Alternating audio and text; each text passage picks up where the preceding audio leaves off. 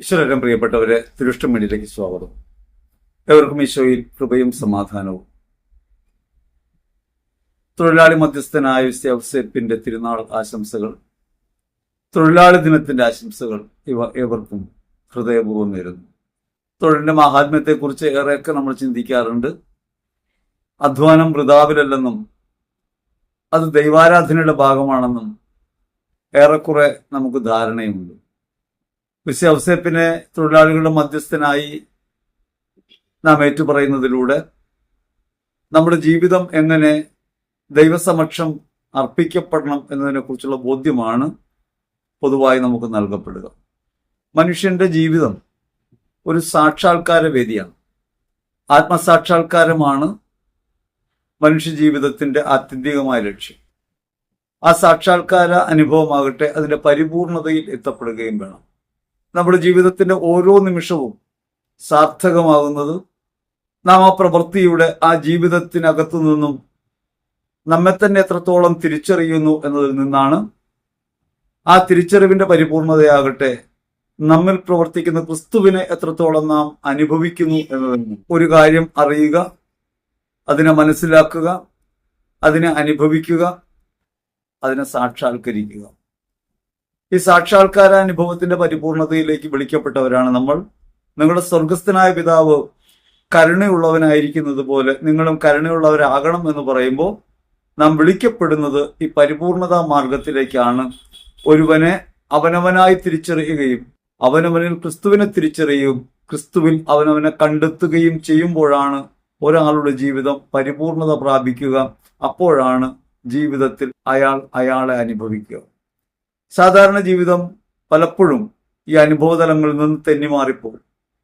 ജീവിതത്തിന്റെ പരമാർത്ഥം എന്തെന്നറിയാതെയാണ് ജീവിതത്തിൽ പലപ്പോഴും നാം വ്യാപരിക്കുന്നത്. എന്തിനധ്വാനിക്കണം, എന്തിന് ജീവിക്കണം, ചെയ്യുന്ന പ്രവൃത്തിയുടെ അർത്ഥമെന്ത്, ആത്യന്തിക ഫലമെന്ത് എന്നതിനെ സംബന്ധിച്ച് വ്യക്തമായ ബോധ്യവും ധാരണയും ഇല്ലാത്തത് കൊണ്ട് തന്നെ ജീവിതം കഠിനഭാരമായും ജീവിതത്തിൽ നേരിടുന്ന ക്ലേശങ്ങളൊക്കെ ദുരിതപൂർണമായ അനുഭവങ്ങളായും കഷ്ടതയായും ഞെരുക്കമായും ഒക്കെ നമുക്ക് അനുഭവപ്പെടുന്നു. അതുകൊണ്ട് അതിനകത്ത് നാം എങ്ങനെയാണ് വ്യാപരിക്കുക എന്നും നമ്മിൽ എങ്ങനെയാണ് ദൈവാനുഭവം ഉണ്ടാകുക എന്നും തിരിച്ചറിയാതെ പോകുന്നു. ജീവിതം അനുഭവപ്രദമല്ലാതായി പോകുന്നിടത്ത് സാക്ഷാത്കാരത്തിനുള്ള വേദി മുറിക്കപ്പെടുകയാണ് എന്ന കാര്യം അറിയണം. തൊഴിലാളി ദിനത്തെ സംബന്ധിച്ച് ചില കാര്യങ്ങൾ ആദ്യം നമുക്ക് ആലോചിക്കാം. തൊഴിലാളിയാണ് ലോകത്തെ പടുത്തുയർത്തുന്ന ശക്തി. ദൈവത്തിന്റെ അധ്വാനിക്കുന്ന കരമെന്ന് പറയുന്നത് അധ്വാനിക്കുന്ന മനുഷ്യനാണ്. ഏത് മേഖലയിലാകട്ടെ, ബുദ്ധിപരമായോ ശാരീരികമായോ അധ്വാനങ്ങളിൽ ഏർപ്പെടുന്ന മനുഷ്യൻ തന്റെ ജീവിതം കൊണ്ട് ലോകത്തെ പടുത്തുയർത്തുന്നതിൽ പങ്കാളിയാകുന്നുണ്ട്. ഈ പങ്കാളിത്തത്തെക്കുറിച്ച് ഗൗരവമായ ബോധ്യമുണ്ടാകണം. സൃഷ്ടികർമ്മത്തിൽ ദൈവത്തോടൊപ്പം പങ്കാളികളാകുക എന്ന ഒരു കർമ്മം യഥാർത്ഥത്തിൽ ജീവിതത്തിന്റെ ഓരോ നിമിഷവും നാം നിറവേറ്റുന്നുണ്ട്. നമ്മുടെ ജീവിതം അങ്ങനെ ഒരു ദൈവിക ദൗത്യത്തിന്റെ ഭാഗമാണെന്നും അഖില ലോകത്തിനും വേണ്ടിയാണ്, ക്ഷേമത്തിനു വേണ്ടിയാണ് നമ്മുടെ പ്രവർത്തനമെന്നും തിരിച്ചറിയുമ്പോൾ മാത്രമേ യഥാർത്ഥത്തിൽ അധ്വാനത്തിന്റെ മഹത്വത്തിലേക്ക് നമുക്ക് എത്താൻ പറ്റൂ. സാധാരണഗതിയിൽ അധ്വാനം ഭാരപ്പെട്ട ഒന്നായും അസഹനീയമായ ഒന്നായും അനുഭവപ്പെടുന്നത് ആത്യന്തിക ലക്ഷ്യവുമായുള്ള ബന്ധം വിച്ഛേദിക്കപ്പെടുമ്പോഴാണ്. അങ്ങനെ ബന്ധം വിച്ഛേദിക്കപ്പെടാൻ കാരണം എന്താണ്? തൊഴിൽ ഉടമ ബന്ധങ്ങളിൽ ലോകത്തുണ്ടായ ആധിപത്യഭാവമാണ്.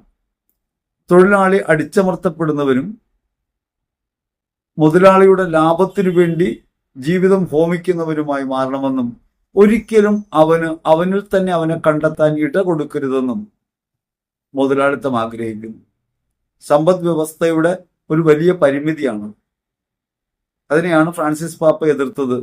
മുതലാളിമാർക്ക് കൂടുതൽ സമ്പത്ത് ഉണ്ടാകുമ്പോൾ ആ സമ്പത്ത് അധികരിച്ചു വരുന്നത് ഓവർഫ്ലോ ചെയ്യും, അത് തൊഴിലാളിക്ക് കിട്ടും. അങ്ങനെ ലോകമാകെ സമ്പന്നതയിലേക്ക് വരുമെന്നാണ് ഈ സിദ്ധാന്തം വന്ന് പറഞ്ഞത്. മാർപ്പാപ്പ അതിനെയാണ് എതിർത്തത്.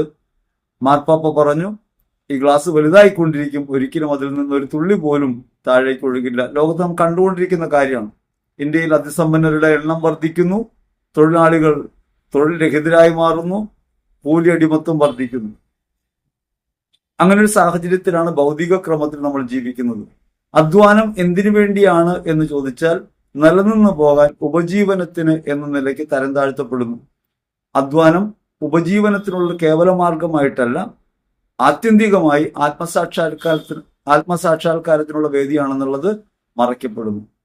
പഴയ നിയമത്തിൽ ഈ അധ്വാനം മുഖേനയുള്ള ചൂഷണത്തിന്റെ ഒരു രംഗം നമുക്ക് കാണാം. പുറപ്പാട് പുസ്തകത്തിൽ 1-ാം അധ്യായത്തിൽ അവിടെ ഈ തൊഴിലാളികൾ വർദ്ധിച്ചു വരുന്നു, അല്ലെങ്കിൽ ഹെബ്രായ ജനത വർദ്ധിക്കുന്നു.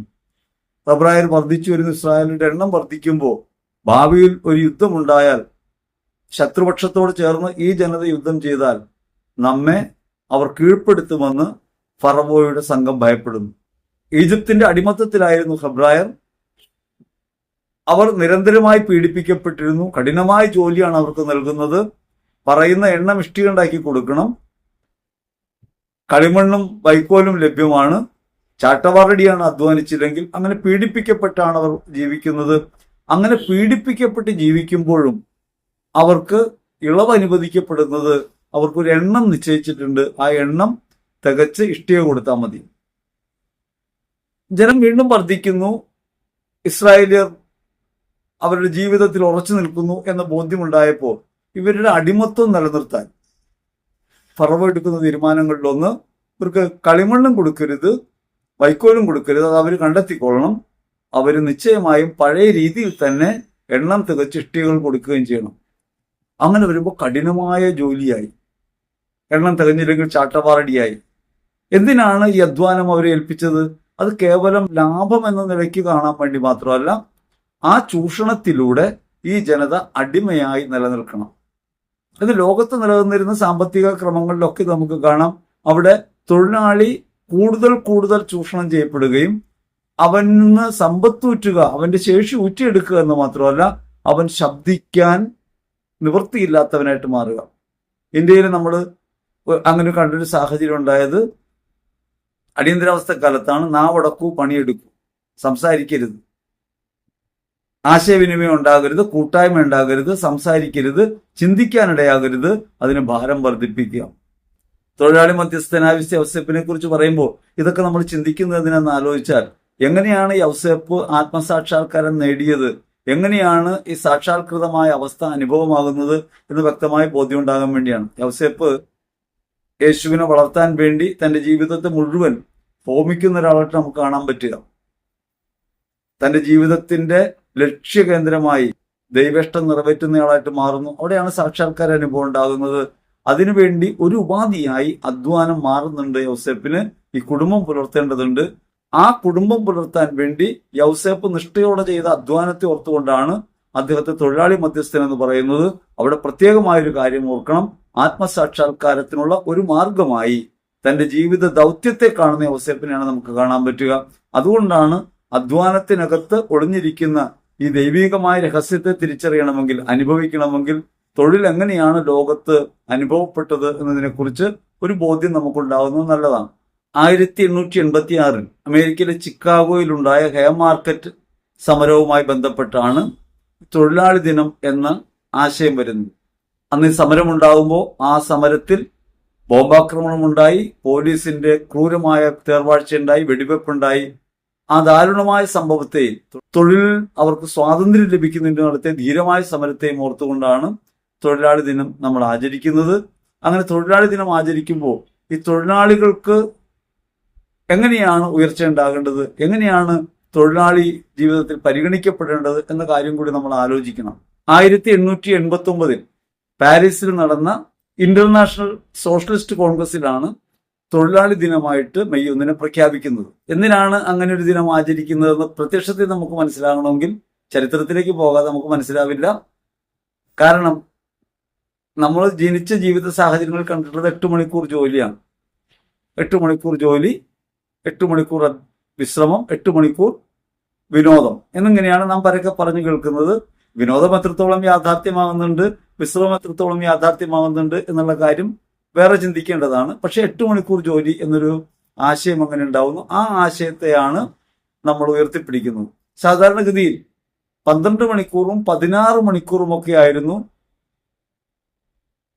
അന്ന് നിലവിലുണ്ടായിരുന്ന ജോലി സമയം. 19-ാം നൂറ്റാണ്ടിൽ 12 മണിക്കൂർ മുതൽ 16 മണിക്കൂർ വരെയായിരുന്നു അധ്വാന സമയം.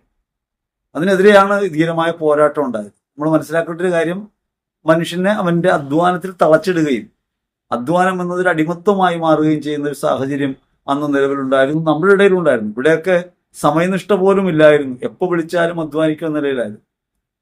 അത് മാത്രമല്ല, ഈ അധ്വാന മേഖലയിൽ സുരക്ഷിതത്വം, തൊഴിലാളിക്ക് കിട്ടേണ്ട സുരക്ഷിതത്വം, പലപ്പോഴും നമുക്കറിയാം അങ്ങനെ സുരക്ഷിതത്വം ഒന്നുമില്ലായിരുന്നു. അവനെന്ത് സംഭവിച്ചാലും അതിനെക്കുറിച്ച് പരാതിപ്പെടാൻ അവകാശമില്ല. അതുപോലെ ബാലവേല, അത് സ്വാഭാവികമായിരുന്നു. ഇപ്പോഴും നമ്മുടെ നാട്ടിൽ ബാലവേല ഇല്ലെന്ന് വെച്ചാൽ ഉണ്ട്. പ്രത്യക്ഷത്തിൽ നമുക്ക് കാണാൻ കഴിയില്ലെങ്കിലും കുട്ടികളെ കൊണ്ട് അധ്വാനിപ്പിക്കുന്ന നിരവധി മേഖലകൾ നമ്മുടെ ചുറ്റുപാടിൽ നമുക്ക് കാണാൻ പറ്റും. അത് നിരോധിക്കപ്പെട്ട കാര്യമാണ്. അതേപോലെ നീതിപൂർണമായ വേതനം. ഇപ്പം നമുക്കറിയാം ഇന്ത്യയിൽ ഏറ്റവും കൂടുതൽ പ്രതിദിന വേതനം ഉള്ളത് കേരളത്തിലാണ്. അത് സമരങ്ങളിലൂടെയും സംഘർഷങ്ങളിലൂടെയൊക്കെ നേടിയെടുത്തതാണ്, നിരന്തരമായ അധ്വാനത്തിലൂടെ നേടിയെടുത്തതാണ്. കേരളത്തിൽ അപ്രകാരം ഒരു സാഹചര്യം ഉള്ളത് കൊണ്ടാണ് മറ്റ് സംസ്ഥാനങ്ങളിൽ നിന്ന് ആളുകൾ ഇവിടേക്ക് വരാനും ഇവിടെ ജോലി ചെയ്യാനും തയ്യാറാകുന്നത്. അപ്പൊ അധ്വാനത്തിന്റെ മഹത്വത്തെക്കുറിച്ചുള്ള ബോധ്യമുണ്ടാകുന്നതിന് മുമ്പ് അടിസ്ഥാനപരമായി അധ്വാന മേഖലയിലെ പ്രശ്നങ്ങളെക്കുറിച്ച് നമ്മൾ തിരിച്ചറിയണം. ഇപ്പോ 2022 വന്ന ലേബർ കോഡ് അനുസരിച്ച് ഈ അധ്വാന സമയം വീണ്ടും 12 മണിക്കൂർ ആക്കാം എന്നൊരു നിലപാട് കേന്ദ്ര ഗവൺമെന്റ് എടുത്തിട്ടുണ്ട്. യൂണിയൻ സർക്കാരിന്റെ ഈ തീരുമാനത്തിനെതിരായി നിരവധിയായ സമരങ്ങളും പ്രശ്നങ്ങളും ഒക്കെ അരങ്ങേറിയെങ്കിലും അതിന്നും നിലവിലുള്ള സംസ്ഥാനങ്ങളുണ്ട്. നമ്മുടെ സംസ്ഥാനത്ത് അതില്ലെങ്കിലും അപ്രകാരമുള്ള ഇടങ്ങളുണ്ട്. എന്തുകൊണ്ടാണ് ഇതിനെക്കുറിച്ചൊക്കെ പറഞ്ഞെന്ന് ചോദിച്ചാൽ, അധ്വാനം എന്നത് ആത്മസാക്ഷാത്കാരത്തിനുള്ള വേദിയായി അനുഭവപ്പെടാത്ത കാലത്തോളം അധ്വാനം അടിമത്തമായി മാറും, അതേസമയം ഒരുവന് ഭാരപ്പെടുത്തുന്നതായിട്ട് മാറും. വ്യക്തി ജീവിതത്തിന്റെ വികാസവും സാമൂഹ്യമായി ജീവിക്കാനുള്ള കഴിവും ഒരു വ്യക്തി ആർജിക്കുന്നത് അവന്റെ തൊഴിൽ മേഖലയിൽ നിന്നുകൂടിയാണ്.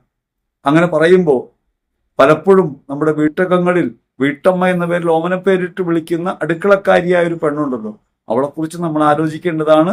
നമ്മുടെ കുടുംബത്തിനകത്തും അധ്വാനം തരം താഴ്ത്തപ്പെടുന്നുണ്ട്. അപ്പോൾ അധ്വാന മേഖലയെ തിരിച്ചറിയണം. അധ്വാനം ആത്മസാക്ഷാത്കാരത്തിനുള്ള വേദിയായിട്ട് മാറണം. ഈ സാക്ഷാത്കൃതമാകുന്ന ഒരു ജീവിതം ഉണ്ടാകുമെങ്കിൽ മാത്രമേ യഥാർത്ഥത്തിൽ ഒരാൾക്ക് അയാളെ തന്നെ ദൈവാവിഷ്കാരത്തിന്റെ സമ്പൂർണ്ണ ഫലങ്ങൾ അനുഭവിക്കാൻ ഇടയാകും വിധം വളർത്താൻ പറ്റും. അത് നമുക്ക് തിരിച്ചറിയണം. തൊഴിലാളി മധ്യസ്ഥനായ വിസി ഔസേപ്പ് അധ്വാനം മുഖേന തന്റെ കുടുംബത്തെ സംരക്ഷിച്ചു, യേശുവിനെ സംരക്ഷിച്ചു എന്നത് മഹത്വപൂർണമായൊരു കാര്യം പറയുമ്പോൾ തന്നെ, അധ്വാനത്തിൽ കേന്ദ്രീകരിക്കണം ജീവിതം എന്ന് പറയുമ്പോൾ തന്നെ ജീവിത അധ്വാനത്തെ ഒരു ആരാധനയാക്കി എങ്ങനെ മാറ്റാമെന്നതിനെ കുറിച്ച് നമ്മൾ തിരിച്ചറിയണം. ഇനി മറ്റൊരു കാര്യം നമുക്ക് പറയാം. ഇപ്പോൾ സാധാരണ ഇപ്പൊ 8 മണിക്കൂർ അധ്വാനം, 8 മണിക്കൂർ വിശ്രമം, 8 മണിക്കൂർ വിനോദം എന്നിങ്ങനെയാണല്ലോ ഇപ്പൊ പറയുന്നത്. സാധാരണ ഈ വിനോദമൊന്നും നടക്കുന്നില്ലെങ്കിൽ പോലും ഇങ്ങനെയാണ് പറയുന്നത്. ഇനി നമ്മുടെ ജീവിതത്തിനകത്ത് മാത്രമല്ല, തൊഴിലില്ലായ്മ പതിന്മടങ്ങായി വർദ്ധിച്ചുകൊണ്ടിരിക്കുന്ന ഒരു കാലത്ത്, തൊഴിലന്വേഷകരായ മനുഷ്യർ അലയുന്നൊരു കാലത്ത്, ജീവിതത്തിന്റെ ജീവനോപാധികൾ നഷ്ടപ്പെടുന്ന ഒരു കാലത്ത്, കുത്തക മുതലാളിമാർ സമ്പത്തുണ്ടാക്കാൻ വേണ്ടി തൊഴിൽ കമ്പോളത്തിൽ തൊഴിലാളികളെ ഇങ്ങനെ വിലപേശുന്ന ഒരു കാലത്ത് നമ്മൾ ഈ തൊഴിൽ സേന അനുഭവിക്കുന്ന വേദന തിരിച്ചറിയേണ്ടതുണ്ട്. എല്ലാ സമരങ്ങളും വിലാപങ്ങളും ഉണ്ടാകുന്നത് ഈ തൊഴിലില്ലായ്മ എന്നതിനെ കേന്ദ്രീകരിച്ചാണ്. വാസ്തവത്തിൽ ഇത്തരം കാര്യങ്ങളിൽ നിന്ന് നമ്മൾ ശ്രദ്ധ തിരിക്കാൻ വേണ്ടിയാണ് പലപ്പോഴും വർഗീയ കലാപങ്ങൾ ഉണ്ടാക്കുന്നതും രാജ്യത്താകെ അരിക്ഷിതാവസ്ഥ ഉണ്ടാകുന്ന രീതിയിൽ മതവിഭജനങ്ങളൊക്കെ നടത്തിക്കൊണ്ടിരിക്കുന്നതും, മതത്തിന്റെ പേരിൽ ആളുകളെ വിഭാഗീയമായി ചിന്തിക്കാൻ പ്രേരിപ്പിക്കുന്നതും, വിശ്വാസം മുതലെടുത്തുകൊണ്ട് തന്നെ അധികാരം സംരക്ഷിക്കാൻ ശ്രമിക്കുന്നതും ഒക്കെ ഇതിന്റെ ഭാഗമായിട്ടാണ്. അതുകൊണ്ട് തിരിച്ചറിയേണ്ടതുണ്ട്, 8 മണിക്കൂർ അധ്വാനം, 8 മണിക്കൂർ വിനോദം, 8 മണിക്കൂർ വിശ്രമം എന്ന് പറയുന്നത് മനുഷ്യന്റെ പ്രാഥമികമായ ജീവിതത്തിൽ അവൻ സ്വതന്ത്രനായിരിക്കാനുള്ള അവകാശം നിലനിർത്താൻ വേണ്ടിയാണ്. വിസി ഔസേപ്പ് തന്റെ അധ്വാനം സ്വയം ദാനമായി നൽകുന്നതാണ്. അതായത് ക്രിസ്തുവിനെ സംരക്ഷിക്കുക എന്ന ദൈവിക ദൗത്യത്തിന്റെ ഭാഗമായിട്ട് നൽകുന്നതാണ്. പലായനമായാലും ജീവിതത്തിൽ ഉടനീളം എടുക്കുന്ന പ്രവൃത്തികളായാലും ദൈവമഹത്വത്തിന് വേണ്ടി ചെയ്യുന്നൊരു പ്രവൃത്തിയാണ്. അധ്വാനം അപ്രകാരമായിട്ട് മാറേണ്ടതാണ്. ഈ അധ്വാനം അങ്ങനെയായി മാറണമെങ്കിൽ എൻ്റെ ഒരു കാഴ്ചപ്പാടിൽ ഞാൻ നിങ്ങളോട് പങ്കുവയ്ക്കുകയാണ്, ഇത്രയും മാത്രം പോരാ.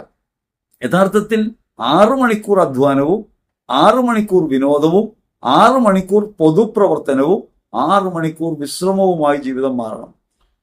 6 മണിക്കൂർ അധ്വാനം ഉണ്ടാകുമ്പോൾ ആ 6 മണിക്കൂർ അവൻ അധ്വാനിക്കുന്നത് ദൈവാരാധനയായിട്ട് മാറണമെങ്കിൽ, അല്ലെങ്കിൽ തന്റെ ജീവിതത്തെ ദൈവിക ദൗത്യമായി തിരിച്ചറിയണമെങ്കിൽ അവൻ കെട്ടപ്പെട്ടവനായി കൂടാ. ഇപ്പൊ അധ്വാനം കഴിഞ്ഞാൽ വീട്ടിൽ പോകുന്നു, വീട്ടിൽ ചെന്നാൽ പിന്നെ അവന്റെ ജീവിതം വ്യയം ചെയ്യുന്നത് മിക്കവാറും സാമൂഹ്യ മാധ്യമങ്ങളിലോ അല്ലെങ്കിൽ TV ചാനലുകളൊക്കെ ആയി മാറുന്നു. പിന്നെ അവൻ ഉറക്കത്തിലേക്ക് പോകുന്നു. ജീവിതം ഒരു ഇരുളടഞ്ഞ ഇടമായിട്ട് മാറിപ്പോകുന്നുണ്ട് എന്നാണ് പലപ്പോഴും നമുക്ക് തോന്നുന്നത്. പൗരധർമ്മം നിർവഹിക്കുന്നില്ല, സാമൂഹ്യ ജീവിതത്തിൽ ഇടപെടുന്നില്ല. വിദ്യാഭ്യാസ കാലത്ത് തന്നെ സാമൂഹ്യ ജീവിതത്തിൽ ഇടപെടാൻ കഴിയും വിധം വ്യക്തിയെ രൂപീകരിക്കേണ്ടതുണ്ട്. തൊട്ടടുത്തുള്ളവന്റെ വേദന അറിയാനും അവന്റെ ജീവിത പ്രശ്നങ്ങൾക്ക് വേണ്ടി നിലകൊള്ളാനും ഒരു മനോഭാവം വളർത്തിയെടുക്കുന്നില്ലെങ്കിൽ സാമൂഹ്യമായ പുരോഗതി ഉണ്ടായെന്ന് പറയാൻ കഴിയില്ല, അതൊരു വികസനമാണെന്ന് പറയാൻ കഴിയില്ല. അധ്വാനവും പൊതുപ്രവർത്തനവും വിശ്രമവും വിനോദവും കൂടിക്കലർന്ന ഒരു ജീവിതം ഉണ്ടാകുമ്പോഴാണ് ഒരാൾ അയാൾക്ക് തന്നെ എന്താണ് ചെയ്യാനുള്ളതെന്ന് ധാരണയിലേക്ക് എത്തുക. ജീവിതത്തെ സമഗ്രമായിട്ടൊരു ആരാധനയായിട്ട് കാണണമെങ്കിൽ ജീവിതം ഒരു അർപ്പണമായിട്ട് തോന്നണം. ഞാൻ അധ്വാനിക്കുന്നത് എൻ്റെ കുടുംബത്തിന്റെ കാര്യത്തിനാണ് എന്ന് ചിന്തിക്കുന്നിടത്ത് അത് പരിമിതപ്പെടുന്നുണ്ട്. ഇപ്പൊ ഔസേപ്പിന്റെ അധ്വാനം ആർക്കു വേണ്ടിയായിരുന്നു? പ്രത്യക്ഷത്തിൽ അത് യേശുവിനെ സംരക്ഷിക്കുക, മറിയത്തെ സംരക്ഷിക്കുക എന്നൊരു കേവല പ്രവൃത്തിയാണ്. എന്നാൽ എന്തിനു വേണ്ടിയാണ് യൗസേപ്പ് ആ പ്രവൃത്തി ചെയ്യുന്നത്? യേശുവിനെ എന്തിനാണ് സംരക്ഷിക്കുന്നത്? യേശുവിനെ എന്തിനാണ് വളർത്തുന്നത്? അത് ദൈവം പറഞ്ഞൊരു കാര്യം, അവൻ തന്റെ ജനത്തെ രക്ഷിക്കാൻ വന്നവനാണ്. രക്ഷകനായ ഒരുവനെ ലോകത്തിന് പ്രദാനം ചെയ്യാൻ വേണ്ടി ദൈവിക ദൗത്യത്തിന്റെ ഭാഗമായിട്ടാണ് വിശുദ്ധ ഔസേപ്പ് അധ്വാനിക്കുന്നത്. നമ്മൾ അധ്വാനിക്കുമ്പോൾ ഇങ്ങനെ അധ്വാനത്തിനൊരു വിശാലമായ മാനമുണ്ടെന്ന് നമ്മൾ പലപ്പോഴും തിരിച്ചറിയുന്നില്ല. ഇത് സ്വന്തം കാര്യത്തിനായി, ഉപജീവനത്തിനായി, ഭക്ഷണത്തിനുള്ള വകയ്ക്കായി ചെയ്യുന്ന ഒരു പെടാപ്പാട് മാത്രമായിട്ട് തരംതാണ് പോകുന്നു. തൊഴിൽ മഹത്വമുള്ളതായിട്ട് മാറുന്നില്ല. നാം ചെയ്യുന്ന ഏത് പ്രവൃത്തിയും ഒരു സാമൂഹ്യമായ പ്രവൃത്തിയായിട്ട് കാണണം. നാം എന്ത് നിർമ്മിക്കുന്നുവോ, ഏത് അധ്വാനത്തിൽ ഏർപ്പെടുന്നുവോ അത് സമൂഹത്തിന് ചെയ്യുന്ന ഒരു പൊതു നന്മയായി തിരിച്ചറിയാൻ കഴിയുമ്പോഴാണ് നമ്മുടെ ജീവിതം അർത്ഥപൂർണമായിട്ട് മാറുക. മാത്രമല്ല, ഈ അധ്വാനം മുഖേനയല്ലാതെ ഒരുവന്റെ സർഗശേഷിയും ഒരുവന്റെ ജീവിതത്തിലെ സമയവും അവന്റെ അധ്വാനവും സാമൂഹ്യമായ കാര്യങ്ങളിൽ ഇടപെടാനും മറ്റുള്ളവർക്ക് വേണ്ടി ജീവിക്കാനും പ്രേരിപ്പിക്കുന്നതായിട്ട് മാറണം. ഈ കുടുംബം എന്ന സങ്കല്പത്തിനകത്ത് കഥകടച്ച് മുറിക്കകത്തിരിക്കുന്ന മനുഷ്യനായി അവനെ ഒതുക്കുക വഴി സാമൂഹ്യ ബന്ധങ്ങളിൽ നിന്ന് കാര്യമായ വിള്ളൽ ഉണ്ടായിട്ടുണ്ട്. ഈ വിള്ളലാണ് പലപ്പോഴും വർഗീയവാദികൾ മുതലെടുക്കുന്നത്. നീ നിന്റെ കാര്യം നോക്കാനുള്ളവനാണെന്ന് പറഞ്ഞാണ് മക്കളെപ്പോലും നമ്മൾ പഠിപ്പിക്കുന്നത്. നീ നിന്റെ കാര്യം നോക്കാനുള്ളവനല്ല, പ്രഥമമായും ദൈവം പറയുന്നത് കേൾക്കാൻ, ദൈവഷ്ടം നിറവേറ്റി ജീവിക്കാൻ, മറ്റുള്ളവർക്ക് വേണ്ടി ജീവിക്കാൻ, അങ്ങനെ മറ്റുള്ളവർക്ക് വേണ്ടി ജീവിക്കുന്നതിന്റെ ഭാഗമായിട്ട് അധ്വാനിക്കാൻ, ആ അധ്വാനം മുഖേന ലഭിക്കുന്ന സർവസമ്പൂർണമായ സമർപ്പണം ദൈവകരങ്ങളിൽ ഏൽപ്പിച്ച് പിതാവെ അങ്ങയുടെ കരങ്ങളിൽ എൻ്റെ ആത്മാവിനെ എന്ന് സമർപ്പിക്കുന്നു എന്ന ബോധ്യത്തോടെ വിശ്രമത്തിലേക്ക് പോകാൻ മനുഷ്യന് കഴിയണം. അങ്ങനെയാകുമ്പോഴാണ് ശരിക്കു പറഞ്ഞാൽ നമ്മുടെ ജീവിതം അർത്ഥപൂർണമായിട്ട് മാറുക. ഓരോ അധ്വാനത്തിനകത്തും നമുക്ക് ഈ ബോധ്യം കണ്ടെത്താൻ പറ്റണം. ചെയ്യുന്ന പ്രവൃത്തികളിലൊക്കെ ഇത് കാണാൻ പറ്റണം. എന്തു തന്നെ പ്രവർത്തിക്കുമ്പോഴും ആ പ്രവൃത്തി ദൈവനാമത്തിലാകണം എന്ന് പറയുന്നത് പ്രഥമത അത് ദൈവിക ദൗത്യത്തിന്റെ ഭാഗമാണ്. രണ്ടാമത് അത് ചുറ്റുപാടുള്ളവരുമായി ബന്ധപ്പെട്ടാണ്, അപരോന്മുഖമായിട്ടാണ്. അത് കുടുംബത്തിൽ മാത്രം ഒതുങ്ങേണ്ട കാര്യമല്ല. അധ്വാനം മുഖേന ലഭിക്കുന്നത് അവരന് വേണ്ടി കൂടിയുള്ളതാണ്. അതേസമയം തന്നെ പൊതുരംഗത്ത് ശ്രദ്ധ ചെലുത്താൻ, രാഷ്ട്രം എങ്ങനെയായിരിക്കണം, രാഷ്ട്രത്തിന്റെ നിലപാടുകൾ എന്തായിരിക്കണം എന്ന് പൊതുവായി ചിന്തിക്കാൻ, മറ്റുള്ളവരുടെ ജീവിതത്തിൽ ഇടപെടാൻ, അവരോന്മുഖമായി പ്രവർത്തിക്കാൻ, തൊട്ട അയൽപക്കത്തുള്ളവന്റെ വേദനകൾ പങ്കുവയ്ക്കാനും അവന്റെ ജീവിതം പടുത്തുയർത്താനും തന്നാലാവുന്ന സഹായം ചെയ്യുക എന്നൊരു പ്രവൃത്തി കൂടി.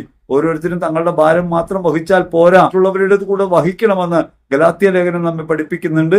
അവിടെ ഇങ്ങനൊരു ഭാവത്തോടെ അവരനുമായി സഖ്യപ്പെടാൻ, അല്ലെങ്കിൽ അവരെന്നെ താങ്ങുന്നവരായി മാറുക എന്ന നിലയ്ക്ക് ജീവിക്കാൻ കൂടി നമുക്ക് കടപ്പാടുണ്ട് എന്ന കാര്യം ഓർക്കണം. അങ്ങനെ തിരിച്ചറിയുമ്പോഴാണ് നമുക്ക് നമ്മുടെ ജീവിതം മാത്രം പരമപ്രധാനമെന്ന സങ്കുചിതമായ ചിന്തയിൽ നിന്ന് ഇത് മറ്റുള്ളവർക്ക് വേണ്ടിയാണ് എന്ന നിലയ്ക്കുള്ള ജീവിതം ഉണ്ടാകുക. നമുക്ക് ഇന്ന് അറിയാവുന്ന ഒരു കാര്യം, ഏറെക്കുറെ സ്വാർത്ഥതയിൽ നിന്ന് സെൽഫ് സെൻട്രിക് ആയ, അവനവൻ മാത്രം കേന്ദ്രീകൃതമായ ഒരു ജീവിതത്തിലേക്ക് നമ്മൾ കടന്നുപോയിക്കൊണ്ടിരിക്കുകയാണ്. അതുകൊണ്ട് സാമൂഹ്യമായി ഉണ്ടാകുന്ന പ്രശ്നങ്ങളെ വകതിരിച്ചറിയാനോ, സമൂഹത്തിൽ കഷ്ടത അനുഭവിക്കുന്നവരുമായി ജീവിതം പങ്കുവയ്ക്കാനോ, മറ്റുള്ളവർക്ക് വേണ്ടിയുള്ള ജീവിതമാണ് തങ്ങളുടേതെന്നും അതാണ് ദൈവിക ദൗത്യമെന്നും തിരിച്ചറിയാനോ കഴിയാത്തവരായി നമ്മൾ മാറിപ്പോകുന്നു. യൗസേപ്പിന്റെ അധ്വാനത്തിന് പ്രാഥമികമായി കുടുംബത്തെ സംരക്ഷിക്കുക എന്ന കാര്യമുണ്ട്. പക്ഷേ അതിവിശാലമായി അത് ഉന്നം വയ്ക്കുന്നത് ലോകരക്ഷയാണ്. ദൈവിക ദൗത്യം ലോകരക്ഷയാണ്. നിന്റെ അധ്വാനത്തിന്റെ ഒരു പ്രഥമ ഭാഗം നിന്നോട് കൂടെയുള്ളവർക്ക് നീ കൊടുക്കുമ്പോൾ തിരിച്ചറിയേണ്ടത് അയൽപക്കത്തുള്ളവന്റെ വിശപ്പിന് ഭക്ഷണമാകാൻ, നീ കണ്ടിട്ട് പോലും ഇല്ലാത്തവരെ സാഹോദര്യത്തോടെ കണ്ട് അവർക്ക് വേണ്ടി ശബ്ദിക്കാൻ, നീതി നിഷേധിക്കപ്പെടുന്ന ഇടങ്ങളിൽ നീതിക്ക് കാവലാളാകാൻ നിനക്കും ബാധ്യതയുണ്ട്. ഈ ബാധ്യത നഷ്ടപ്പെട്ടു പോകുമ്പോൾ സംഭവിക്കുന്നത് സാമൂഹ്യമായ ബന്ധങ്ങളിൽ നിന്നകന്ന് വേരറ്റവനായി പോകുന്നു. ഇങ്ങനെ വേരറ്റ് അവനവനിൽ കുടുങ്ങുന്നവൻ നിശ്ചയമായും ആത്മസാക്ഷാത്കാരത്തിന്റെ വഴിയിൽ നകലെയാണ്. അവൻ നിർജീവനായി കൊണ്ടിരിക്കുകയാണ്. സ്നേഹം ഒരു കേവല താല്പര്യത്തിന്റെ വിനിയോഗം മാത്രമായിട്ടും ശാരീരികാഭിലാഷങ്ങൾ പൂർത്തീകരിക്കുന്നിടം മാത്രമായിട്ടും തരം താഴുന്നു, ചുരുങ്ങിപ്പോകുന്നു. ആസ്വാദ്യത എന്നത് കേവലം അവനവന്റെ ഭൗതിക അനുഭവങ്ങൾക്കകത്ത് മാത്രമുള്ളതായി മാറുന്നു. അപരത്വം എന്നത് നിഷേധിക്കപ്പെടുന്നു. അതുകൊണ്ട് സാമാന്യമായി നമ്മുടെ കുട്ടികൾക്ക് മറ്റുള്ളവരെ കുറിച്ച് ചിന്തയില്ല, മറ്റുള്ളവരെ കുറിച്ച് ബോധമില്ല. നമ്മുടെ സമൂഹത്തിനകത്ത് മയക്കുമരുന്ന് അടക്കമുള്ളവ പടരാൻ കാരണമാകുന്നത് എന്താ? ഒന്ന്, കുത്തക മൂലധനത്തിന്റെ ആധിപത്യം അതിനകത്തുണ്ട്. ഇതൊക്കെ നിർമ്മിക്കുന്ന ആളുകൾ ലോകത്ത് ഏറ്റവും കൂടുതൽ വിറ്റഴിക്കപ്പെടാൻ ഇടയുള്ള വസ്തുവായി ലഹരി വസ്തുക്കളെ കാണുന്നു. അതുകൊണ്ടാണ് കെമിക്കൽ ഡ്രഗ്സ് അടക്കമുള്ളവ ഏറ്റവും കൂടുതലായിട്ട് വ്യാപിക്കുന്നത്. ഒരു കാരണം. രണ്ടാമത്തെ കാരണം എന്താണ്? രണ്ടാമത്തെ കാരണം മറ്റുള്ളവരുമായുള്ള ബന്ധങ്ങളിൽ നിന്ന് അകന്നു പോകുന്നു. സാമൂഹ്യ ബന്ധത്തിൽ നിന്ന് അകന്നു പോകുന്ന ഒരു മനുഷ്യൻ നിശ്ചയമായും ചെന്നുപെടുന്നത് അവനവൻ മാത്രമുള്ളൊരിടത്തേക്കാണ്. അതവനെ വേരറ്റവനാക്കും, സമ്പൂർണതയിൽ നിന്ന് അകറ്റും, സാക്ഷാത്കാര അനുഭവത്തിൽ നിന്ന് അകറ്റും. അങ്ങനെ അകറ്റപ്പെടുമ്പോൾ ഉണ്ടാകുന്നൊരു കുഴപ്പം എന്താണ്? അവൻ നിശ്ചയമായിട്ടും അവന്റെ ഒരു ദാഹം വർദ്ധിക്കും. വ്യക്തിയായിരിക്കാൻ, അവനവനിൽ പരിപൂർണനാകാൻ, അവനവൻ സ്വച്ഛനാകാൻ, അവനവനിൽ ഉയരാനുള്ള ഒരു ദാഹം ഉണ്ടാകും. ഇങ്ങനെ ഈ ദാഹം അപൂർണമാകുമ്പോൾ അവൻ അസ്വസ്ഥനാകും. ഈ അസ്വസ്ഥനാകുന്നവനാണ് മദ്യത്തിനായാലും മയക്കുമരുന്നിനായാലും ഇന്ന് ആധുനികമായി ഉപയോഗിക്കുന്ന ലഹരി വസ്തുക്കളുടെ പിന്നാലെയായും പായാനിടയാകുന്നത്. അതുകൊണ്ട് സ്വയം കണ്ടെത്താനും അവനവനെ ലോകത്തിന് മുഴുവൻ സംഭാവന ചെയ്യാനും കഴിയുന്ന രീതിയിൽ വ്യക്തിത്വം ഉയരുമ്പോൾ മാത്രമാണ് യഥാർത്ഥത്തിൽ നമുക്ക് സാക്ഷാത്കാര അനുഭവത്തിലേക്ക് പുരോഗമിക്കാൻ പറ്റുക. മിസ്റ്റർ ഔസേപ്പ് ഒരു സമ്പൂർണ്ണ അനുഭവത്തിലേക്ക് എത്തുന്നതിന്റെ കാരണം ദൈവിക ദൗത്യത്തെ ഉന്നം വെച്ച് തന്റെ പുത്രനെ, ദൈവം തന്റെ കയ്യിലേൽപ്പിച്ച യേശുവിനെ വളർത്താൻ തീരുമാനിക്കുന്നു. അവനു വേണ്ടി ജീവിത സമർപ്പണം നടത്തുന്നു. ആ സമർപ്പണം അവന് വേണ്ടിയിട്ടുള്ളതല്ല, അത് ലോകത്തിന് വേണ്ടിയിട്ടുള്ളതാണ്. കുടുംബജീവിതക്കാരുടെ മധ്യസ്ഥൻ എന്ന് നമ്മൾ പറയുമ്പോൾ ഒരു കുടുംബത്തെ നന്നായി പോറ്റി എന്നൊരു കാര്യം മാത്രമാണ് നമ്മുടെ മുമ്പിൽ വരിക.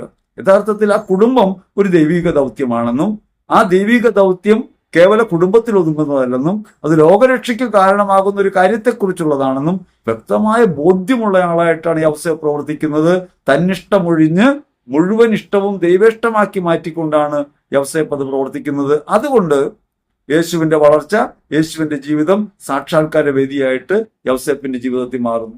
ഈശ്വരറ്റം പ്രിയപ്പെട്ടവരെ, അതുകൊണ്ട് ഓർക്കേണ്ടതുണ്ട്, നമ്മുടെ കർമ്മങ്ങളിൽ നമ്മൾ എങ്ങനെയായിരിക്കണം, എങ്ങനെയാണ് നാം പ്രവർത്തിക്കേണ്ടത്, നാം അധ്വാനിക്കുന്നത് എന്തിനെ പ്രതിയാവണം. ഇപ്പൊ ധനസമ്പാദനമാണ് പ്രധാനപ്പെട്ട മാർഗമായിട്ട് നമ്മൾ കാണുന്നത്. തൊഴിൽ എന്താണെന്ന് പോലും അറിയണമെന്നില്ല. പണം എത്ര കൂടുതൽ കിട്ടുമെന്നാണ് നമ്മൾ ചിന്തിച്ചുകൊണ്ടിരിക്കുന്നത്. പണം കേന്ദ്രീകൃതമായുള്ള വ്യവസ്ഥ നമ്മെ കീഴ്പ്പെടുത്തുകയും അടിമപ്പെടുത്തുകയും ചെയ്യുമ്പോൾ അധ്വാനത്തിന്റെ മഹത്വം നഷ്ടപ്പെട്ടു പോകുന്നുണ്ട്.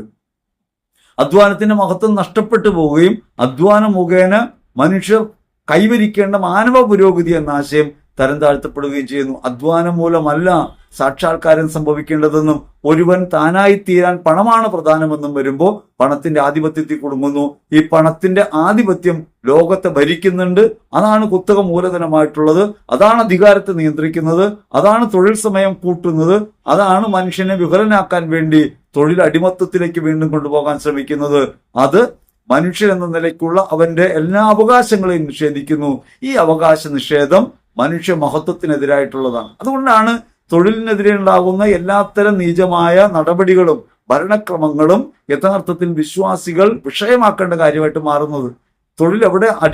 തൊഴിലിൽ എവിടെ മനുഷ്യൻ തളയ്ക്കപ്പെടുന്നുവോ, അടിച്ചമർത്തപ്പെടുന്നുവോ, പണം അവന്റെ മേൽ ആധിപത്യം പുലർത്തുന്നുവോ, അവിടെ ദൈവാഭിമുഖ്യം നഷ്ടപ്പെടുകയും അവരന് വേണ്ടിയാണെന്ന ബോധ്യം നഷ്ടപ്പെടുകയും തന്റെ ദൗത്യം ദൈവിക ദൗത്യമാണ് നഷ്ടപ്പെടുകയും ചെയ്യും.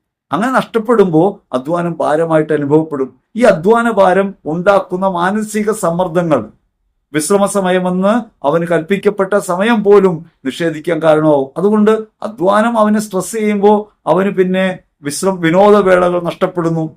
ആ സ്ട്രെസ് ഒഴിവാക്കാൻ കഴിയുന്നില്ല.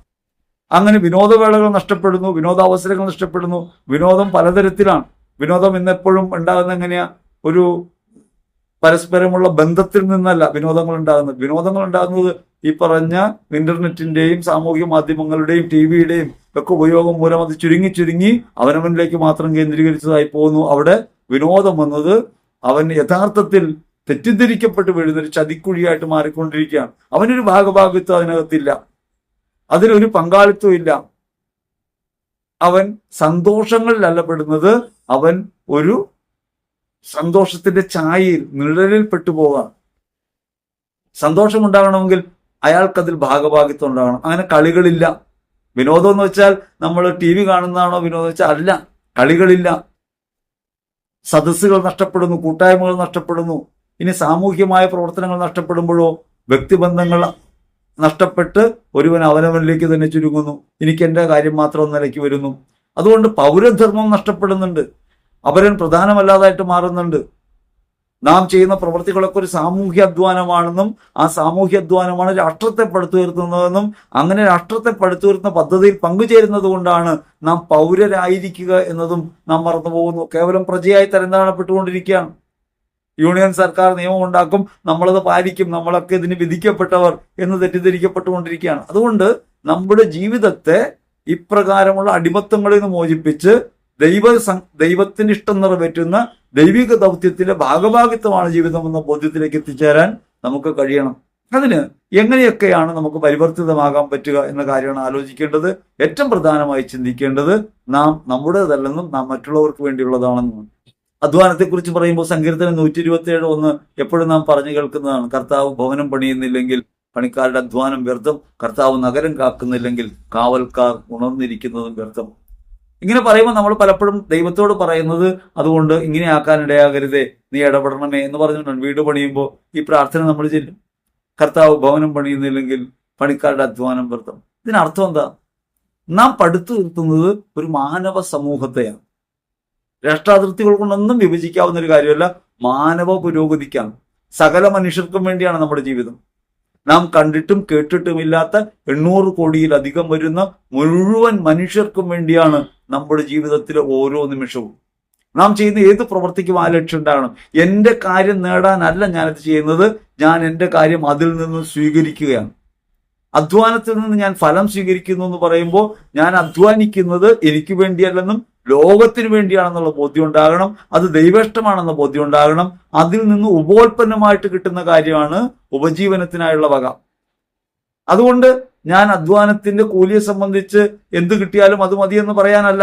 കാരണം തൊഴിലിന് കൂലി ലഭിക്കുക എന്നുള്ളത് തൊഴിലാളിയുടെ അവകാശമാണ്. അവന്റെ ജീവിതം സുരക്ഷിതമാകാനുള്ള വേതനം അവന് ലഭിക്കണം. അവന്റെ ജീവിതത്തിൽ അവന് ആവശ്യങ്ങൾ നിറവേറ്റാൻ, അവന്റെ ജീവിതം സ്വസ്ഥമാക്കാൻ, സുരക്ഷിതമാക്കാൻ, അവനൊരു ചുറ്റുപാടുമുള്ളവരുമായി പങ്കുവയ്ക്കാൻ, അവന് വിനോദത്തിൽ ഏർപ്പെടാൻ, അവന്റെ ജീവിതത്തിൽ സമഗ്രമായ പുരോഗതിക്ക് ആവശ്യമായത് അവന് ലഭിക്കണം. അതാണ് കൂലി. അതല്ലാതെ ഒരു തൊഴിലാളിയുടെ അധ്വാനത്തെ വില പറഞ്ഞ് മേടിക്കുന്ന ഒരു പ്രവൃത്തിയാകരുത്. അങ്ങനെ വില പറഞ്ഞു മേടിക്കുന്ന പ്രവൃത്തിയാകുമ്പോഴാണ് നമ്മുടെ കുടുംബത്തിൽ അധ്വാനിക്കുന്നയാൾക്ക് വീട്ടമ്മ എന്ന് വിളിക്കപ്പെടുന്ന അടിമയ്ക്ക് അധ്വാനത്തിന് കൂലിയില്ലാണ്ടായി പോകുന്നത്. ഈ തൊഴിലാളി അധ്വാനിക്കുമ്പോൾ ആ തൊഴിലാളിയുടെ അധ്വാനത്തിന് കാരണമായിട്ട് മാറുന്നത് ഈ സ്ത്രീയുടെ അധ്വാനം കൂടിയാണ്. ഇന്നിപ്പോ സ്ത്രീകളൊക്കെ പുറത്ത് ജോലി ചെയ്യുന്നവരാണ്. അതുകൊണ്ട് പഴയതുപോലെ പറയാൻ കഴിയില്ലെങ്കിലും സ്ത്രീ അവിടെയും ഇരട്ട അധ്വാനത്തിന് വിധേയപ്പെടുന്നുണ്ടെന്നുള്ള കാര്യം ഓർക്കണം. ജോലിക്ക് പോകണം, അതോടൊപ്പം തന്നെ കുടുംബത്തിന്റെ ജോലികളും ചെയ്യണം. പുരുഷാധിപത്യ ക്രമത്തിനകത്ത് സ്ത്രീ ഇപ്പോഴും കൂടുതൽ അടിമയാകുന്നുണ്ട്. അധ്വാനിക്കുന്നു, പുറത്ത് ജോലി ചെയ്യുന്നു, ധനം സമ്പാദിക്കുന്നു. ആ സമ്പാദിക്കുന്ന ധനവും അവൾ കുടുംബപ്പെടുന്നില്ല. അവളുടെ ബാക്കി സമയം കുടുംബത്തിന്റെ അധ്വാനത്തിനായിട്ട് കൂടി വിനിയോഗിക്കപ്പെടേണ്ടി വരുന്നു. ഇരട്ട ചൂഷണത്തിന് അവൾ വിധേയപ്പെടുന്നു. ഇത് ലോക സാഹചര്യത്തിൽ നമ്മൾ കാണേണ്ടതാണ്. ഇതുകൊണ്ട് എന്ത് സംഭവിക്കുന്നു വെച്ചാൽ കുടുംബത്തിനകത്ത് ഒരാൾക്ക് ഒന്നിച്ചിരിക്കാനും സ്നേഹിക്കാനും സംസാരിക്കാനുള്ള സമയം പോലും നഷ്ടപ്പെടുന്നു. ജീവിതം ഒരു നരകമായിട്ട് മാറിക്കൊണ്ടിരിക്കുകയാണ്. പണിയെടുത്ത് നടുപൊടിയുക എന്നതല്ലാതെ പണിയെടുത്ത് പടുത്തുയർത്തുക എന്നൊരു പ്രവൃത്തി ഇവിടെ സംഭവിക്കുന്നില്ല. അതുകൊണ്ട് ആലോചിക്കേണ്ടതുണ്ട്, അധ്വാനത്തെ ഇങ്ങനെ വേർതിരിച്ച് കാണണമോ? സ്ത്രീക്ക് തുല്യ വേതനം ലഭിക്കേണ്ടതല്ലേ? സാമൂഹ്യമായ അന്തരീക്ഷത്തിൽ അവളെ ഇങ്ങനെ അടിമയാക്കുന്നത് ശരിയാണോ എന്ന കാര്യത്തെക്കുറിച്ച് ആലോചിക്കേണ്ടതുണ്ട്. പ്രിയപ്പെട്ട സഹോദരന്മാർ, കേൾക്കുമെങ്കിൽ നിങ്ങളുടെ കുടുംബത്തിനകത്ത് സ്ത്രീയെ ഇങ്ങനെ ഉപകരണമാക്കി മാറ്റുന്ന, ഒരു യന്ത്രമാക്കി മാറ്റുന്ന, അടുക്കള ചക്കികളാക്കി മാറ്റുന്ന ഒരു പ്രവൃത്തിയിൽ നിന്ന് നിങ്ങൾ അവർക്ക് വിടുതൽ കൊടുക്കാൻ തയ്യാറാകണം. അവർക്ക് സാമൂഹ്യ നീതി നമ്മുടെ കുടുംബത്തിനകത്ത് ഉറപ്പുവരുത്തണം. അധ്വാനം പരസ്പരം പങ്കുവെക്കാനുള്ളതാണ്. ആ പരസ്പരം പങ്കുവെക്കുന്ന അധ്വാനമാകട്ടെ സ്വന്തം ജീവിതത്തെ നിലനിർത്താനുള്ളത് മാത്രമല്ല, അപരോന്മുഖമായി പടുത്തുയർത്തപ്പെടാനുള്ളതാണ്, മറ്റുള്ളവരെ പടുത്തുയർത്താൻ കൂടിയുള്ളതാണ് എന്നൊരു ബോധ്യം നമുക്കുണ്ടാവണം. അപ്പൊ പറഞ്ഞു വന്ന ഇതാണ്. അതുകൊണ്ട് അധ്വാനത്തിന്റെ പ്രാഥമിക ലക്ഷ്യം എന്ന് പറയുന്നത് സാക്ഷാത്കാര അനുഭവമാണ്. ഏത് പ്രവൃത്തിയും സാക്ഷാത്കാരത്തിലേക്കാണ് പോകുന്നത്. ഞാൻ എന്നെ സാക്ഷാത്കരിക്കണം, ഞാൻ എന്നെ തിരിച്ചറിയുന്ന അധ്വാനത്തിലൂടെയാണ്. നിങ്ങൾ ഏറ്റവും എളുപ്പത്തിൽ പറയാം, നിങ്ങളൊരു ചെറിയ വസ്തു ഉണ്ടാക്കുമ്പോൾ ആ വസ്തു ഉണ്ടാക്കി കഴിഞ്ഞിട്ട് ആ വസ്തു ഉണ്ടാക്കുന്ന സമയത്ത് നിങ്ങൾ അനുഭവിക്കുന്ന ഒരു ആനന്ദമുണ്ട്. അതൊരു കറി വെക്കുന്നതിലാകാം, കഞ്ഞി വെക്കുന്നതിലാകാം, നാം ചെയ്യുന്ന ഏത് പ്രവൃത്തിയിലും അത് ശരിയാകുമ്പോൾ, അത് ഭംഗിയാകുമ്പോൾ, നമ്മൾ ആ നമ്മൾ ഇടപെട്ടതുമൂലം ഭൗതികമായി ഉണ്ടായ മാറ്റത്തെ സംബന്ധിച്ച് നമുക്കുണ്ടാകുന്ന ഒരു സന്തോഷമുണ്ട്. വ്യക്തിതലത്തിൽ ഞാൻ എന്നെ അനുഭവിക്കുക, ബന്ധങ്ങളിൽ അങ്ങനെ നമുക്ക് അനുഭവിക്കാം, സാമൂഹ്യ പ്രവർത്തനത്തെ അനുഭവിക്കാം, ഇതൊക്കെ അനുഭവിക്കണം. അതേപോലെ ഒരു പ്രധാനപ്പെട്ട കാര്യമാണ് തൊഴിൽ മുഖേന ഇത് അനുഭവം ഉണ്ടാകുക എന്നുള്ളത്. കോർപ്പറേറ്റ് ശക്തികൾ വളരുമ്പോൾ ഈ അധ്വാനം വിഭജിക്കപ്പെട്ടിട്ട് ഒരു പിന്നിന്റെ ഒരു വളവ് വളയ്ക്കുന്ന ഒരാള്, വേറൊരു വളവ് വളയ്ക്കുന്ന വേറൊരാള്. അതുകൊണ്ട് ഒരു പിന്നുണ്ടായി വരുമ്പോൾ അത് ഞാൻ ഉണ്ടാക്കിയതാണ്. സൃഷ്ടാവിന്റെ ഭാവത്തിലേക്ക് മനുഷ്യന് വരികയാണ്, സൃഷ്ടാവിന്റെ അനുഭവത്തിലേക്ക്. അതാണ് സാക്ഷാത്കാര അനുഭവം. അവിടെ ഈ സൃഷ്ടിയിൽ ദൈവം ആനന്ദിക്കുന്നു, നമുക്ക് ഈ നിർമ്മിതിയിൽ ആനന്ദിക്കാൻ കഴിയുന്നില്ല. ഈ നിർമ്മിതി നമ്മെ ആനന്ദിപ്പിക്കുന്നതായിട്ട് മാറും. ആ നിർമ്മിതിയുടെ കാരണവും ശക്തിയും ദൈവമാണെന്ന ബോധ്യത്തിൽ എത്തിച്ചേരുമ്പോൾ പരിപൂർണതാ മാർഗത്തിൽ സാക്ഷാത്കാരത്തിന്റെ പൂർണ്ണതയിലേക്ക് എത്താൻ പറ്റും. പക്ഷെ ഇതിവിടെ നിഷേധിക്കപ്പെടുന്നു. അതുകൊണ്ട് തൊഴിൽ മൂലമുള്ള അനുഭവതലങ്ങൾ നഷ്ടപ്പെടുന്നുണ്ട്. രണ്ടാമത്തെ കാര്യം, ഇത് ദൈവം എന്നെ ഏൽപ്പിച്ചതാണെന്ന് പറയുമ്പോൾ ഞാൻ എന്നിൽ പ്രവർത്തിക്കുന്ന ദൈവത്തെ തിരിച്ചറിയുകയും ഞാൻ ദൈവേഷ്ടപ്രകാരമായി തീരുകയും ചെയ്യുമ്പോൾ ഞാൻ അനുഭവിക്കുന്ന ഒരു സായുജ്യപദം, അവിടെ ഈ ആത്മസാക്ഷാത്കാരത്തിന്റെ ഭാവമുണ്ട്, അത് നഷ്ടപ്പെടുന്നു. കാരണം ഇത് നിവൃത്തികേട് കൊണ്ട് ചെയ്യുന്നതാണ്, അടിമവേല പോലെ ചെയ്യുന്നതാണ്, ജീവിക്കാൻ നിവൃത്തിയില്ലാട്ട് ചെയ്യുന്നതാണ്. ഇഷ്ടപ്പെട്ട തൊഴിലല്ല ചെയ്യുന്നത്. മഹാഭൂരിപക്ഷവും ഇഷ്ടപ്പെട്ട തൊഴിലല്ല, തന്റെ ആഗ്രഹപ്രകാരമുള്ള തൊഴിലല്ല, അറിയാവുന്ന പണിയൊന്ന്, ചെയ്യുന്ന പണി വേറൊന്ന്. കാരണം പണമാണ് പ്രധാനം. അങ്ങനെ പണത്തിന്റെ ആധിപത്യം, വിഗ്രഹാരാധന നമ്മുടെ സമൂഹത്തിൽ ശക്തമായിട്ട് വാഴുന്നു. അതുകൊണ്ട് പണമാണ് ജീവിതത്തെ നിയന്ത്രിക്കുന്നത്. നിയന്താവ് സ്ഥാനഭ്രഷ്ടനാക്കപ്പെടുന്നു, പണം അവിടെ സ്ഥാനം പിടിക്കുകയും ചെയ്യുന്നു. സാധാരണഗതിയിൽ നമ്മൾ കാണുന്നത് അധ്വാനിക്കുന്നവരാരും വില വയ്ക്കുന്നില്ല. അങ്ങനെയാണല്ലോ. പാടത്ത് പണിയെടുക്കുന്നവൻ, നമുക്കുണ്ണാനായിട്ട് അരി ഉണ്ടാക്കി തരുന്നവൻ നികൃഷ്ടനായ ഒരാളായിട്ട് കരുതപ്പെടുന്നു. എന്നിട്ട് പണിയെടുക്കാതെ തിന്നുന്നവൻ തിരുമേനിയാവും. ആരെയാ തിരുമേനി എന്ന് വിളിക്കുക? പണിയെടുക്കാതെ തിന്നവരാ. പണിയെടുത്തവനൊക്കെ എപ്പോഴും പണിയാളനും അടിയാളനും ഒക്കെ ആയിട്ട് അവശേഷിക്കും. അങ്ങനെയല്ല വേണ്ടത്. അധ്വാനിക്കുന്നവരെ ബഹുമാനിക്കണം. അധ്വാനം ബഹുമാനിക്കപ്പെടേണ്ട കാര്യമാണ്. ഓരോ ചെറിയ ജോലിയും ചെയ്യുന്നവരെ ബഹുമാനിക്കാൻ പഠിക്കണം. കാരണം ഒരു അധ്വാനവും വൃഥാവിലല്ല, അത് ദൈവേഷ്ടത്തിന്റെ പൂർത്തിക്ക് വേണ്ടി ദൈവത്താൽ നിയോഗിക്കപ്പെട്ടിട്ട് ചെയ്യുന്ന പ്രവൃത്തിയായിട്ട് കാണണം. അപ്പൊ അങ്ങനെ മറ്റുള്ളവരെ ബഹുമാനിക്കാൻ പഠിക്കണം, തൊഴിലാളിയെ ബഹുമാനിക്കാൻ പഠിക്കണം. നമുക്ക് പലപ്പോഴും തൊഴിലാളികൾ പുച്ഛമാണ്. പ്രത്യേകിച്ചും താഴേക്കിടയിൽ നമ്മൾ കരുതുന്ന പ്രവൃത്തികൾ, ശാരീരിക അധ്വാനത്തിൽ ഏർപ്പെടുന്നവർ, അവരൊക്കെ പുച്ഛമാണ്. ഇപ്പോൾ സാധാരണ കുടുംബശ്രീക്കാരൊക്കെ, ഹരിതകർമ്മസേനയൊക്കെ വീട്ടിൽ വരുമ്പോൾ ഇവരൊക്കെ പുച്ഛമാണ്. ഇവരൊക്കെ ഇങ്ങനെ അഴുക്കെടുക്കുന്നവർ, പെറുക്കികൾ, അങ്ങനെയല്ല കരുതേണ്ടത്. ഇതിനകത്ത്, ഈ സാമൂഹ്യ ബന്ധത്തിനകത്ത് അവർ പ്രവർത്തിക്കുന്നത് ഏറ്റവും ഉന്നതമായ കാര്യമാണ്. അത് അവരല്ല കരുതേണ്ടത്, അവരോട് ഇടപഴകുന്ന നമുക്കൊരു ബോധ്യം ഉണ്ടാകണം. ഓരോ തൊഴിലിനെയും മാനിക്കാൻ പഠിക്കേണ്ടത് വ്യക്തിപരമായിട്ടാണ്. ഏത് തൊഴിലിരിക്കുമ്പോഴും താൻ ചെയ്യുന്ന പ്രവൃത്തിക്ക് തുല്യമാണ് താഴേക്കിടയിലെന്നും താൻ കരുതുന്നവരും ചെയ്യുന്ന പ്രവൃത്തിയെന്നും തിരിച്ചറിയണം. ഒരു ഡോക്ടർ അധ്വാനിക്കുന്നുണ്ട്, ആ അധ്വാനം വിലമതിക്കപ്പെടുന്നു, വലിയ ആളായിട്ട് കരുതുന്നു. സൈക്കിൾ റിപ്പയർ ചെയ്യുന്ന ആൾ നമ്മൾ പരിഗണിക്കുന്നില്ല. പക്ഷെ അധ്വാനത്തിന് മുൻപിൽ ഈ പറഞ്ഞത് രണ്ടും തുല്യമാണ്. ഈ വേതന വ്യവസ്ഥയുടെ ഒരു വൈവിധ്യം കൊണ്ടും സാമൂഹിക ക്രമത്തിന്റെ ശ്രേണീകൃത സ്വഭാവം കൊണ്ടും പലപ്പോഴും നമുക്ക് കുറെ ആളുകളൊക്കെ ഉന്നതരായി തോന്നും, കുറെ ആളുകളൊക്കെ താഴേക്കിടുള്ളത്. അങ്ങനെയല്ല. സാമൂഹ്യ ബന്ധത്തിനകത്ത് പരസ്പരം ഇഴചേർന്ന് പ്രവർത്തിക്കുന്നതിലൂടെ തുല്യമായ അധ്വാനം വിനിയോഗിക്കുന്നു, സമയം വിനിയോഗിക്കുന്നു, അവരന് വേണ്ടിയായിത്തീരുന്നു എന്നിടത്ത് പ്രാധാന്യമുള്ള കാര്യമായിട്ട് കാണണം. യഥാർത്ഥത്തിൽ കല്ല് ചുമക്കുന്നവനാ കൂടുതൽ കൂലി കൊടുക്കേണ്ടത്. അവൻ കൂടുതൽ വ്യയം ചെയ്യുന്നു, അവനവനെ തന്നെ അവൻ കൂടുതൽ നമുക്കായി നൽകുന്നുണ്ട്. ബുദ്ധി ഉപയോഗിക്കുന്നവനേക്കാൾ പ്രധാനപ്പെട്ടവനായി കാണേണ്ടത് ശാരീരികമായി അധ്വാനിക്കുന്നവനെയാണ്. അവന്റെ അധ്വാനം മുഖേന ശരീരത്തെ ക്ഷയിപ്പിക്കുന്നുണ്ട്. അങ്ങനെ ക്ഷയിക്കുമ്പോൾ അവന് കൂടുതൽ വിശ്രമവും, അവന് കൂടുതൽ വിനോദവും, അവന് കൂടുതൽ സുരക്ഷിതത്വവും, അവന് കൂടുതൽ മഹത്വവും ലഭിക്കാനായിട്ട് നമുക്ക് ചിന്തിക്കാൻ കഴിയണം. അങ്ങനെയല്ല പലപ്പോഴും നമ്മൾ ചിന്തിക്കുന്നത് കൂലിയായിട്ടാണ്. എന്താ ജോലി? കൂലിപ്പണിയാണ്. അതായത് വളരെ മോശപ്പെട്ട ആളാണെന്ന് നമ്മൾ ചിന്തിക്കണേ. വാസ്തവത്തിൽ അയാൾ മറ്റുള്ളവർക്ക് വേണ്ടി തന്നെ വിനിയോഗിക്കുന്നതിലൂടെ അധ്വാനത്തിന് മഹത്വം ഉയർത്തുന്നയാളാണ്. അയാളെ ബഹുമാനിക്കാൻ നമ്മൾ പഠിക്കണം. 10 രൂപയ്ക്ക് നമ്മൾ കൂലി കൂടുതൽ കൊടുക്കൂല. അതേസമയം വലിയ ഹോട്ടലിൽ ചെന്നിട്ട് നമ്മൾ ടിപ്പ് കൊടുക്കും. വലിയ ഹോട്ടലിൽ ചെന്ന് ഭക്ഷണം കഴിച്ച് ടിപ്പ് കൊടുക്കും. ഓട്ടോറിക്ഷക്കാരനോട് നമ്മൾ തർക്കിക്കും. അവന് 5 രൂപ കൂടുതൽ മേടിച്ചാൽ അവൻ മുടിഞ്ഞു പോകട്ടെ എന്ന് പറയും. തൊഴിലാളികളുടെ കൂട്ടായ്മയെ നമ്മൾ എതിർക്കും. തൊഴിലാളി സംഘടനകളെ നമ്മൾ എതിർക്കും. ഇവനൊക്കെ കൂടിയാണ് നാട് മുടിച്ചതെന്ന് പറയും. ഇവനൊക്കെ കൂടിയാണ് നാട് ഉണ്ടാക്കിയതെന്നും കൂടി നമ്മൾ ഓർക്കണം. അധ്വാനത്തിന് മഹത്വം കൽപ്പിച്ച ഒരു ജനത, കീഴാളന്മാരെന്ന് വിധിക്കപ്പെട്ടൊരു ജനതയാണ് യഥാർത്ഥത്തിൽ സാമൂഹ്യ നിർമ്മിതിയിൽ പങ്കുവഹിച്ചതെന്നും അങ്ങനെയാണ് നമ്മളൊക്കെ നമ്മളായതെന്നും തിരിച്ചറിയാൻ നമുക്ക് കഴിയണം. ഞാനും നിങ്ങളും ഇന്ന് അനുഭവിക്കുന്ന ജീവിതക്രമം, സൗഭാഗ്യം എല്ലാം ഇങ്ങനെ കഷ്ടപ്പെട്ടു പോയ മനുഷ്യരുടെ അധ്വാനത്തിൽ നിന്നാണ്. അതുകൊണ്ട് വിശുദ്ധ ഔസേപ്പിനെ ഓർക്കുമ്പോൾ അധ്വാനത്തിന്റെ മഹത്വത്തെ ഓർക്കണം. അവൻ പണിയെടുത്തത് കൊണ്ടാണ് ക്രിസ്തു സംരക്ഷിക്കപ്പെട്ടത്. അവന്റെ അധ്വാനമാണ് ലോകരക്ഷയ്ക്ക് കാരണമായ ഒരു ഉപാധിയായിട്ട് മാറിയത്. അതിനെ തിരസ്കരിക്കാൻ സാധ്യമല്ല. അതുകൊണ്ട് യൗസേപ്പിനെ ബഹുമാനിക്കുമ്പോൾ ഓരോ തൊഴിലാളിയെയും ബഹുമാനിക്കാൻ കൂടി നമ്മൾ പഠിക്കേണ്ടതുണ്ട്. ഇനി നമ്മൾ മനസ്സിലാക്കേണ്ടത് എങ്ങനെയാണ് നമ്മുടെ ജീവിത പ്രയോഗം, അധ്വാനം. ഫിലിപ്പർ ലേഖനം 2:14 പറയാണ്, എല്ലാ കാര്യങ്ങളും മുറുമുറുപ്പും തർക്കവും കൂടാതെ ചെയ്യണം. അങ്ങനെ നിർദോഷരും വഴിപിഴച്ചവരുമായ ഈ തലമുറയുടെ ഇടയിൽ കുറ്റമറ്റ ദൈവമക്കളായി നിങ്ങൾ മാറണം. അപ്പൊ എല്ലാ കാര്യങ്ങളും മുറുമുറുപ്പും തർക്കവും കൂടാതെ ചെയ്യണം. ഏത് ജോലിയും ചെയ്യാൻ തയ്യാറാവണം. അധ്വാനം എന്നത് ദൈവാരാധനയുമായി ബന്ധപ്പെട്ട ഒന്നാണ് തിരിച്ചറിയണം. അത് അവനവന് വേണ്ടി പണം ഉണ്ടാക്കാൻ ചെയ്യുന്ന, ഉപജീവനത്തിന് വേണ്ടി ചെയ്യുന്ന പ്രവൃത്തി മാത്രമല്ല, സാമൂഹ്യ സേവനവും മറ്റുള്ളവർക്കുള്ള ജീവിതവും അങ്ങനെയായി തീരണം. അങ്ങനെ സാമൂഹ്യ ബന്ധമുള്ളവരായി, തൊഴിലാളികളെ മാനിക്കുന്നവരായി, തൊഴിലാളികളെ അംഗീകരിക്കുന്നവരായി. സാധാരണ ഇവരൊക്കെ നികൃഷ്ടരാണെന്ന് കരുതുന്ന ആ ഹീനചിന്തയിൽ നിന്ന് മറികടന്ന് നമുക്ക് പുറത്തു വരാൻ പറ്റണം. എന്നിട്ട് ക്രിസ്തുവിനെ പ്രതി ജീവിതം ഇങ്ങനെ അർപ്പിച്ച ഒരാളെ മനസ്സിൽ ഓർക്കണം. വിശുദ്ധ ഔസേപ്പിനെ ആ മാധ്യസ്ഥം പ്രാർത്ഥിക്കണം. വിശുദ്ധനെ പോലെ ദൈവിക ദൗത്യത്തിന്റെ ഭാഗമാണ് ജീവിതമെന്നും അതുകൊണ്ട് അധ്വാനം ദൈവമേൽപ്പിച്ച ഈ ജീവിതത്തെ സാക്ഷാത്കരിക്കാനുള്ള അവസരമാണെന്നും തിരിച്ചറിയാൻ കൂടി നമുക്ക് കഴിയണം. അപ്പോഴാണ് തൊഴിലാളി മധ്യസ്ഥനായ വിശുദ്ധ ഔസേപ്പിനെ വണങ്ങുന്നത് അർത്ഥപൂർണ്ണമാകുക. തൊഴിലാളികളെ എല്ലാവരെയും സ്നേഹപൂർവ്വം ഓർക്കണം. ഈ ലോകം പടുത്തുയർത്തിയത് അവരിലൂടെയാണ്. ഇന്നത്തെ എല്ലാ നിർമ്മിതികളുടെയും പുറകിൽ വിയർപ്പിന്റെ ശക്തിയുണ്ട്.